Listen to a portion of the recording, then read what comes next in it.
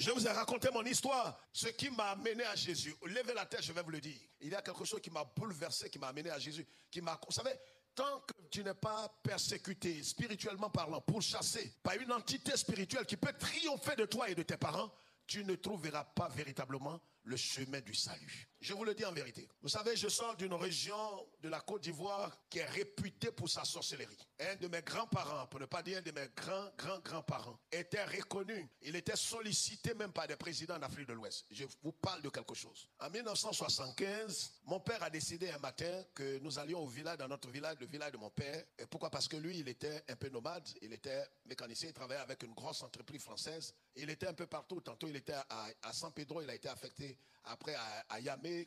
Après, il a été à Marabadiassa. Il était un peu affecté partout. Et un matin, il nous a dit, au lieu d'aller comme ça, comme des instituteurs, il va nous amener. C'est la première fois que je découvre son village.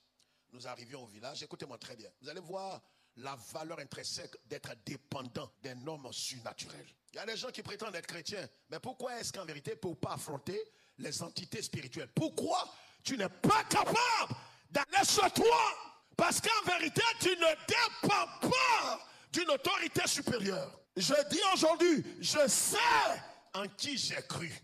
Ça n'a rien à voir avec le titre de pasteur. C'est des futilités, les titres qu'on vous donne. J'arrive au village en 75 et puis on me présente mon grand-père, c'est-à-dire le père à mon père. Il fait des mystères. Je me souviens qu'un jour il pleuvait et puis il a sorti une épée, il a planté l'épée, la pluie s'est arrêtée. Je dis pas on dit, je vous dis ça.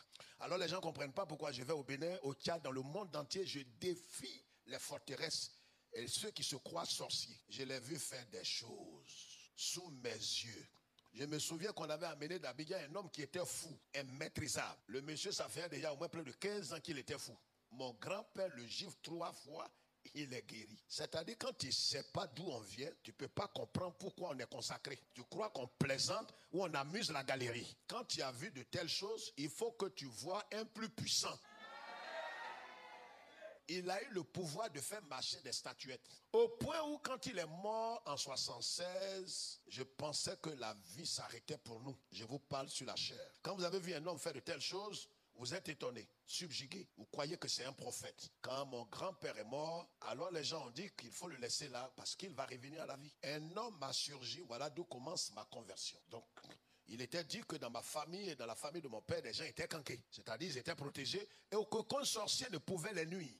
Parce que j'ai vu un de mes parents qui a pris du sable et l'a jeté sur un homme de la sous-région. Le sable est devenu abeille. Frère, quand tu n'as pas vu certaines choses, tu ne peux pas comprendre pourquoi nous, on est dépendants du Galiléen.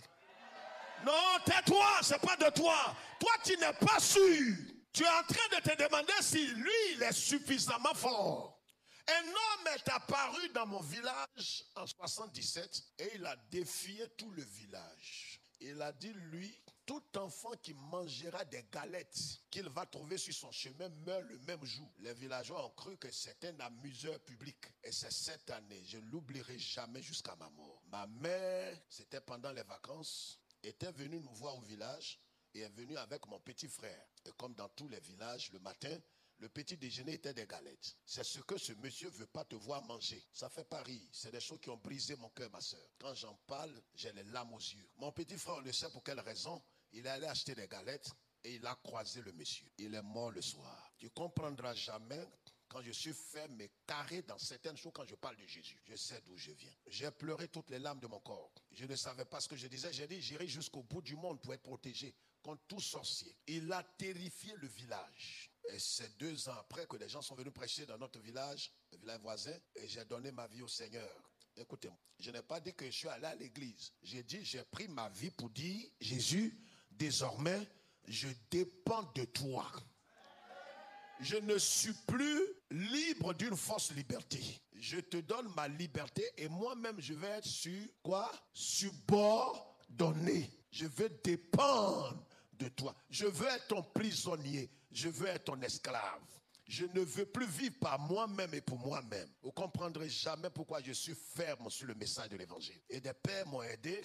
Je suis resté ferme. Et c'est comme ça que je vais défier moi aussi le village pour dire. Et les gens pensaient que c'est juste aller à l'église. Quelqu'un m'a dit, le fait d'aller à l'église ne te garantit pas. J'ai dit, je ne vais pas à l'église. Je suis dans le Christ. Des années plus tard, en 91, j'arrive dans la même ville, dans les mêmes contrées de mon village. Tellement j'étais révolté que j'ai demandé à ce qu'on trouve un hélicoptère à Boaké. Avec mon père spirituel, on a répandu dans plus de 100 villages, leur demandant qu'on se croise à Béoumi. Si vous êtes garçon, ça fait pas rire. Quand je dis ces choses, et pas moi ton rire. Les gens sont venus de toutes les contrées. Tous les villages. J'ai pris un car ici à Abidjan de 60 chrétiens nés de nouveau, engagés, déterminés, résolus. Des guerriers. À l'entrée de la ville, le car s'éteint, le moteur prend un coup. On nous annonce depuis la ville que toute la lumière vient de s'éteindre. Il dit on est déjà là, on est à 3 km, c'est qu'on va marcher parce que je vais mourir aujourd'hui. Si je dois mourir. Parce qu'en vérité, il y a au moins combien d'années, près de 20 ans, un homme est apparu. Il a arraché le souffle de vie à mon frère. Nous sommes arrivés là, nous avons fait la croisade. La première parole, ça a choqué les gens parce qu'on interprétait. Et j'ai dit que je ne sais pas trop, mais il n'y a pas de sorciers dans le village et dans toute la région. Les gens ont commencé à rire. Le bonhomme qui interprète, il dit, le monsieur l'a dit qu'il n'y a pas de sorciers. Il dit non. Dit que toi et moi, on affirme qu'il n'y a pas de sorciers.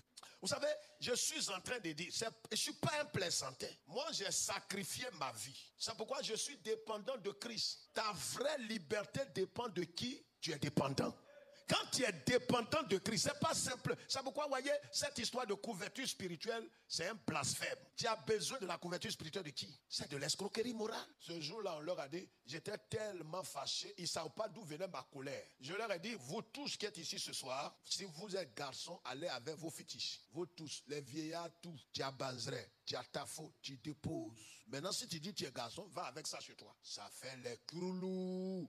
Ça fait les insultes. Ce qui est certain, tu vas déposer. Frère, voilà fétiche. C'est qu'on a fait chez le vieux, le patriarche Nzi. Les gens disent, mais c'est qui ça encore? Il n'est pas chrétien. C'est un cam l'homme. C'est un cam. Qu'un cam?